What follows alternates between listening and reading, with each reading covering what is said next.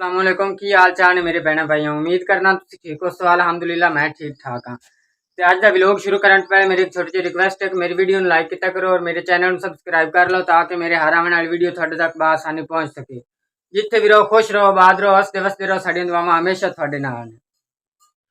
हाँ जी तो अल्लाह किता भाई मिठू सब्जी लैके आ गए। अस्सलाम वालेकुम की हाल मिठू भाई। हाँ जी बाजी सब्जी लै लो माशाल्लाह। आज तो अनार भी लई बंदा भाई मिठू माशाल्लाह। अल्लाह कितने सारिया सब्जियां। हाँ जी बाजी अज आप की सब्जी लैनी? आलू तेरबी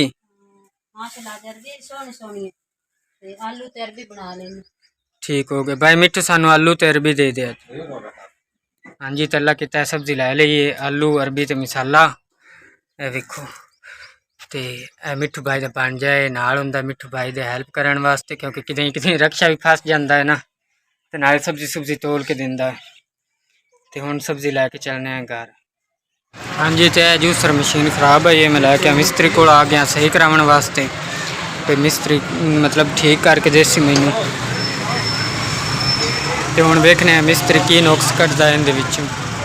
हाँ जी तो अल्लाह किता मशीन ठीक हो गई है। मशीन दी है मतलब तार जी खराब है सोच वाली तो लीड दोबारा पवा छड़ी। तो ये मेरे सही कराने का एक मकसद आ क्योंकि मैं अज अपने वास्ते बनानी शुगर वाली दवाई।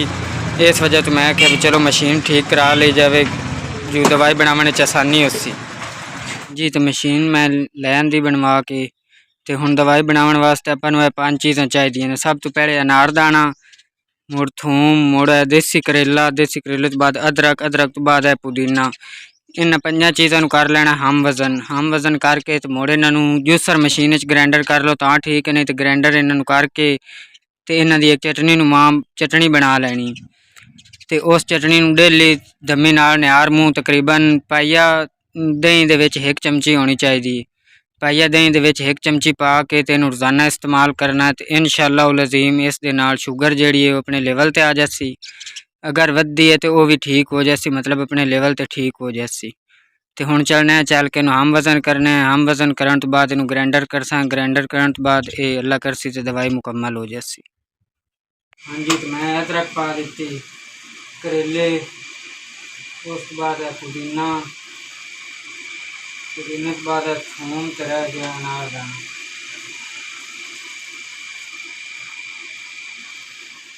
लो जी हुण आपां इहदे विच तकरीबन 5 चीज़ां पा लईआं ने। हुण मशीन च लेसां तो मशीन चला के मिक्स ते हल कर ली।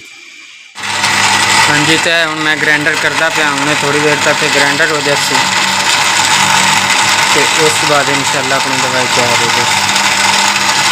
हाँ जी तो अल्लाह किता है अपनी चटनी तैयार हो गई है शुगर की दवाई है हुण मुकम्मल तौर पर तैयार है।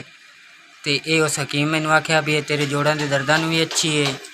तो दूसरे नंबर पर गल ये भी ये डेली बेस पर खावन नाल तेरी इंसुलिन भी घटती जासी मतलब रोज़ाना तो इंसुलिन घटांदे जाना थोड़ी थोड़ी इंसुलिन घट करदे इंशाअल्लाह लज़ीम इंसुलिन भी तेरे छुट जासी।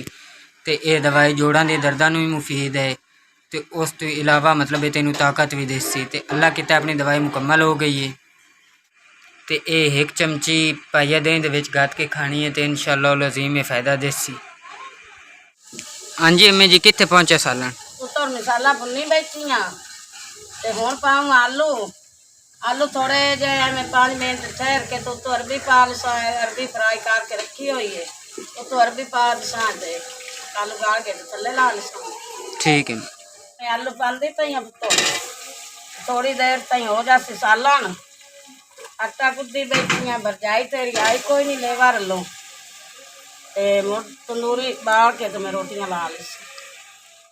हाँ जी अम्मी जी सालन पक गया सालन बिस्मिल्लाह पक गया सालन तो हुण मैं तंदूर बादा पे तो हुण रोटियां ला।